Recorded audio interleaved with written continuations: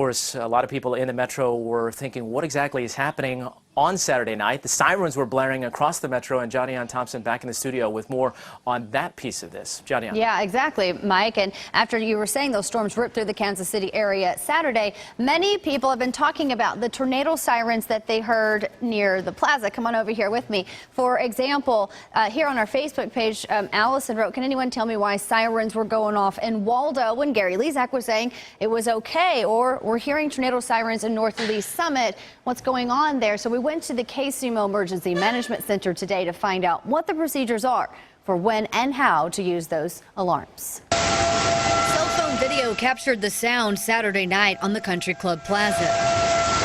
There were high winds, torrential rains, and the tornado siren. Well, for one, the plaza specifically is a new siren. Stephen Bean with KCMO Emergency Management says not many people have heard this one near Broadway and 47th Street since it was installed about 3 years ago. Sirens were also heard all over Jackson County, like this one near Hyde Park. So here's how the decision is made to sound the alarm. Once the National Weather Service issues a tornado warning for a county, each city has to sound its own alarms. Even though there wasn't a tornado in most Jackson County cities Saturday, Bean says there's no reason to risk not sounding them. When people have maybe a minute or 2 minutes notice, you don't want to spend a lot of time interpreting that data. In Kansas City, the fire department is in charge of turning them on. There's an actual button that has to be pushed by the fire department for the sirens to actually sound. This is what it looks like.